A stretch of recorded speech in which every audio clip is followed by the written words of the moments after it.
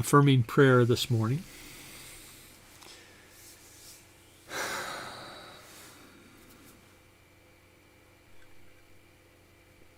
As we center ourselves in the consciousness that God is present at all times, but also knowing that we get distracted.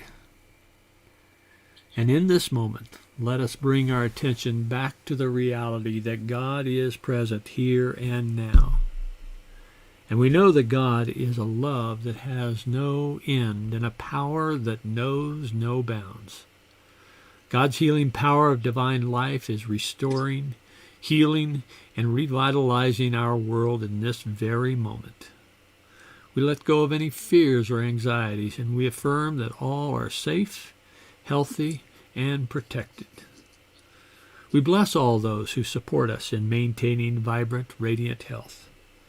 We express divine life in all we think, say, and do. And we bless our global family with radiant health, peace of mind, and abundant love. Now, and we'll hold each prayer individually in this awareness of the presence and embrace of unconditional love. So if you would.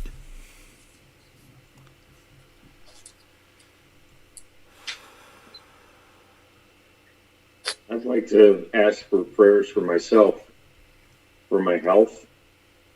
And I'm having surgery on Thursday, and I'm asking for prayers that the surgery go well and be conclusive, and that my usual health returns as soon as possible.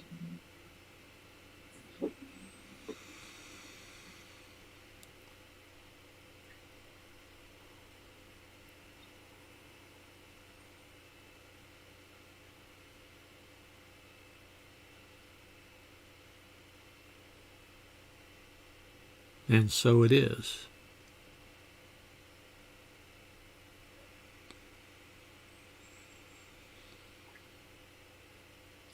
I would like to offer prayers of gratitude for my sister who is recovering from her surgery, and ask for continuing prayers for her emotional welfare. And your sister's name is? Betty. Betty, okay.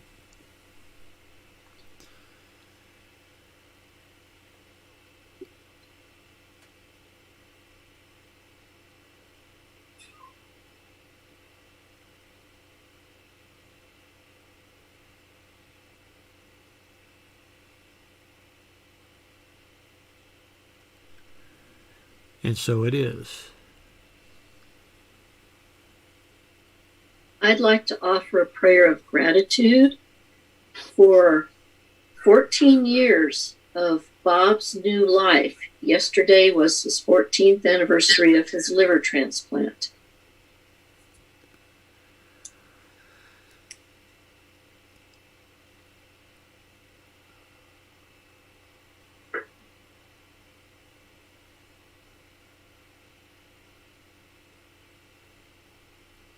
And so it is.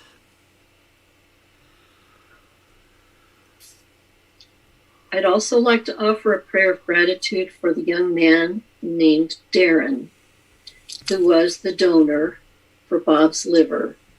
He was only 22 years old.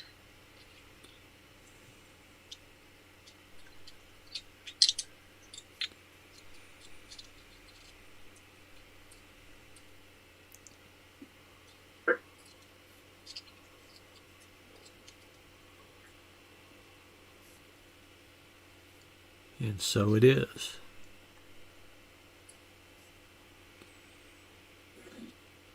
And I would also like to offer prayers, or request prayers for my niece Mary, who is going through some emotional issues.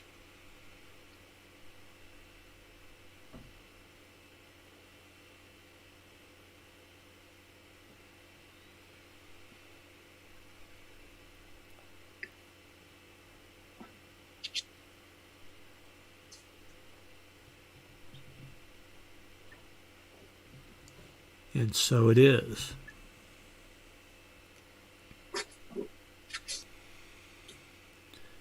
I would like to offer prayers for the folks in Indianapolis who have been traumatized by violence recently, especially the Sikh community there and elsewhere in the country who are feeling the pain of that.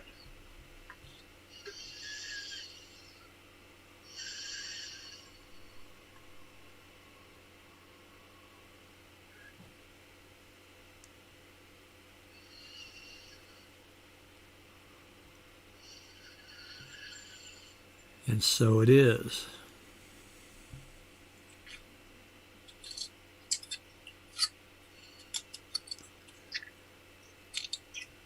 I'd like to offer prayers for my grandson, Troy, as he undergoes an operation tomorrow to remove a plate from his arm, which was installed when he broke his arm some 6 to 8 months ago.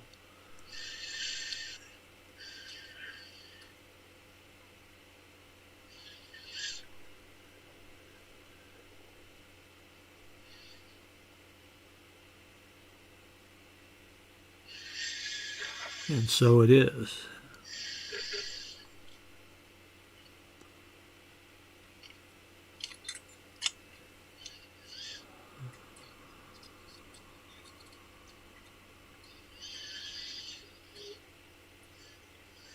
Are there any other prayer requests?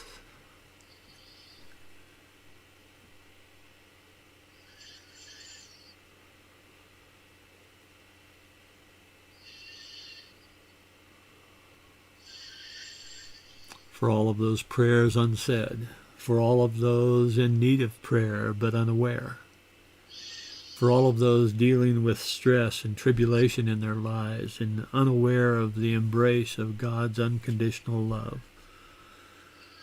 We hold them all, neighbors, countrymen, citizens of the planet, each and every one.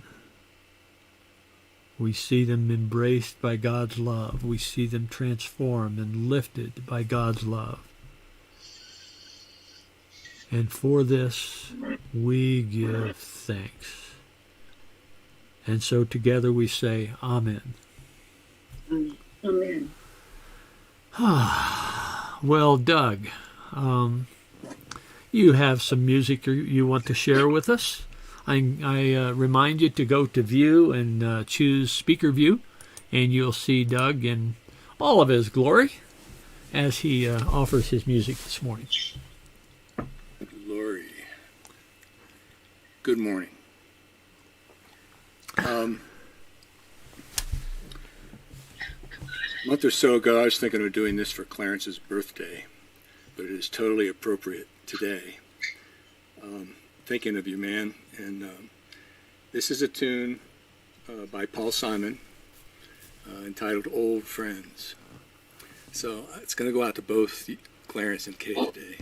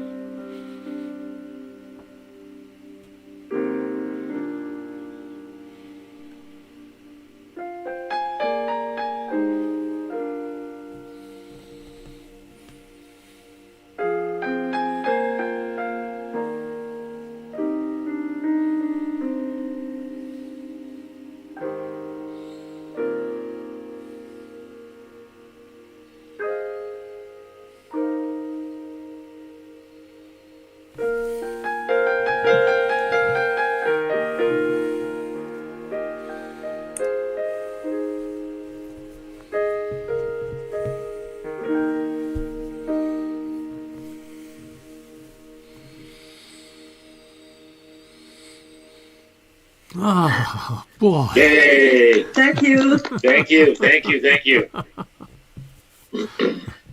That's one of my favorites, and I just, whenever I hear it, I just settle into this. Wow, thank you. Be thinking of you this week, my old friend. Thanks. How terribly strange to be 70. Yeah. Oh, boy. Oh, no. Not that, too. Well,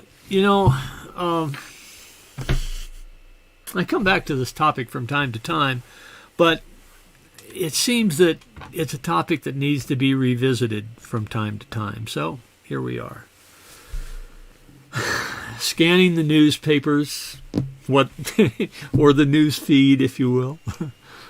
Listening to the news programs of various sorts. We're confronted with calamities and tragedies and catastrophes and personal challenges. It just seems to be so much that we have to deal with these days. And it certainly is no small thing that we have access to news from around the world instantaneously. I mean, we'll get breaking news from South Africa or from Calcutta or from Hong Kong or wherever. And one thing piled upon another, upon another, upon another. It seems that our diet is a steady diet of tragedy and challenges. So the question becomes, how do we deal with all of this? It's challenging. In fact, I'd like to hear your comments about, do you just set that aside and say, well, I don't need to deal with this now. It's too much. I'd rather just go on about my business and be happy. Don't worry, be happy. How are you dealing with the stuff that's going on in the world? Well, I've found a program on TV that's called Too Cute. And it is a story about the first 2 or 3 months in the life of newborn animals, basically kittens and dogs. And it is a wonderful, wonderful stress reliever for me. It shows unbridled joy and the development of these particular animals. And anytime I really feel down, I log into that, or not log into it, but turn it on the TV and get a big chuckle out of it. It's just so neat. Okay. I think that's on Animal Planet. Okay. Too cute. All right. Do you record it so that you can come to it any time, or is it something? It depends upon the mood that I'm in. Sometimes I record it. Actually, most of the times I record it. So I've got at least 2 or 3 episodes that I can watch. All right. You've got a reserve in case of emergency. Right. Okay. Anyone else? Well, I think Dick makes a very good point that we need to acknowledge and take time for the wonderful things that are happening. And it's not a matter of ignoring the challenges that are out there, because there are things that need to be dealt with. But take a little time off to remember that there's good stuff too. A little rest and recuperation, R&R. Okay. What else? Anyone?